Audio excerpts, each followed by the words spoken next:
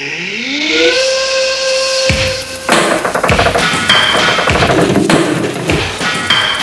get to work, have a little fun, get a different job, gonna try another one. It's a living work, have a little fun, a living job, gonna try another one. It's a living work, have a little fun. Come on everybody, let's get to work. It's a living work, have a little fun, a living job, gonna try another one. It's a living work, gonna have a little fun. Come on everybody, let's get to work.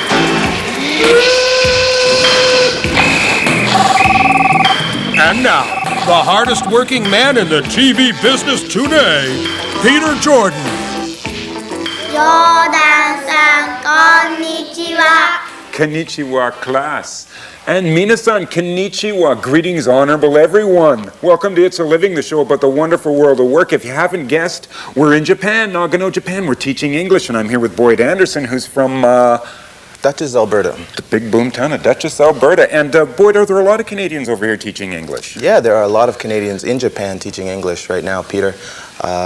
Japanese children are very eager to learn the English language, and the money's pretty good. So what level is this class at? Okay, this class we have here today are beginners, so we more or less teach them the basics. Oh, well, the basics are very important, especially in this first story where I learn how to be a bomb jockey. I'll tell you what, folks, this job is a real blast. Holy! Isn't this a neat store? It is a neat store that everyone in Victoria is talking about. Great buys. Sandra Flex is creating work for street kids, and it's profitable in more ways than you'd imagine. Bonjour, or as we say here in Asia, bonjour. And we go backstage with Don Ferguson to watch him work his comedy on the air farce. And I find out comedy is hard work. Okay, Boyd, great. So what are we going to learn today? Well, Peter, you are the guest teacher, so I guess it's up to you. Oh, okay, well, I got a great idea. Now, kids, if you get a job in Canada and somebody says, how's your job? You say, it's a living. Try it. It's a living. Beautiful. Stand by. There is certainly potential for extreme violence. This is, after all, gunpowder, and it blows up real good. No kidding, 1/4 of a ton of gunpowder. But don't panic, this is my kid brother, Paul, one of Manitoba's top pyrotechnical engineers.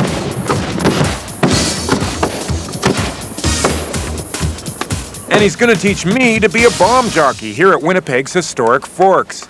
Because tonight is one of the most important nights in Canada's celebration calendar, Canada Day. Yeah, that's good, that's good. Now, Paul's been hooked on fireworks ever since Mom told him not to play with matches. Grab a rack and...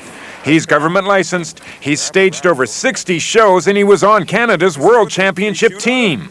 So, I'm in good hands. Well, what we have to do is we have to now aim the mortars. So, Okay. as you can see what Ivan's doing, we're putting them on tripods, and then I'll aim them so that we get the whole design of the show all working together so everything goes off where it's supposed to go. Oh, cool. Now, to get everything where it's supposed to go, we use cannon-like plastic tubes called mortars, some bigger than standard Army issue, so it's pretty important to understand the ready part of ready, aim, fire. These are a little bigger than the old cherry bombs we used to fire off, Paul? That's right. They go anywhere from 2 inches to 12 inches. What you're holding there is a 3-inch bomb.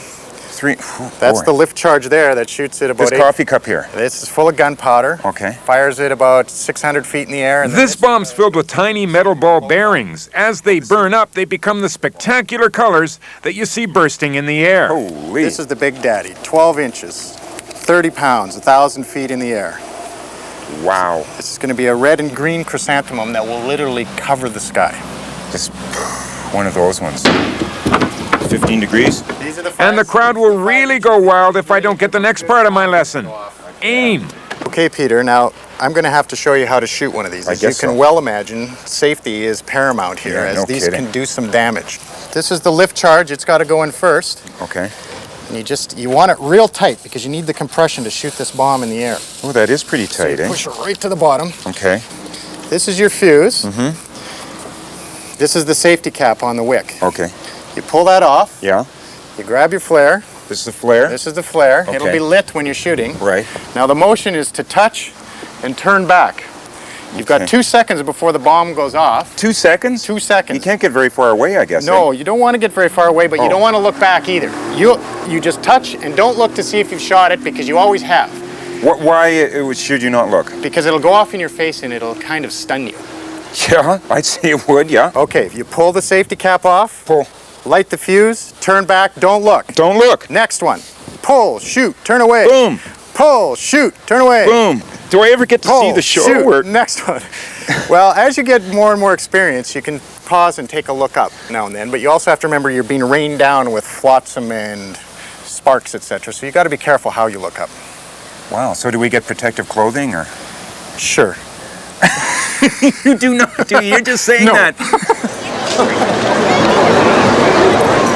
So as the fading summer sun prepares the sky for our artistic assault and 60,000 people gather expecting the biggest bang of the year, I practice my drill. Polite. Because I've got the most critical job tonight. Light up old number 4, the chrysanthemum, for the grand finale. Polite. Okay, time for the most important part of the ready, aim, fire thing. Fire!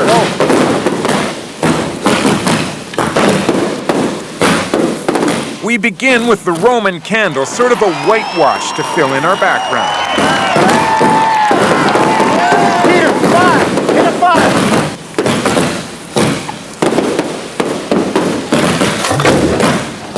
Next, we fire some 5-inch bombs for color and special salute bombs just for sound. Paul's calling the cues, worried about what's being fired into the air. Personally, I'm worried about the fire on the ground. There's fire everywhere.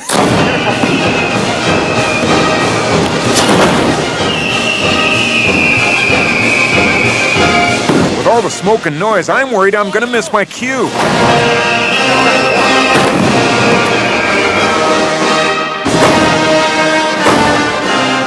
Holy!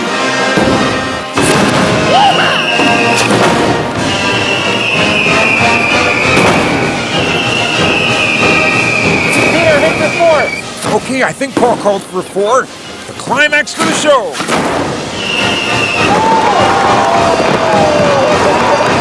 I managed to sneak a peek at the show, and I must admit it was fantastic. I also have to admit that the whole while my brother and the other bomb jockeys were celebrating a masterpiece, I was celebrating basic survival. Are we picking it up right with... R.A. Canada, you think that was exciting? Stay tuned as I make my comedy debut on the Air Farce with Don Ferguson. He's nervous. I can tell he's nervous. That is a super sale, all right. But up next, a second-hand store gives street kids a second chance.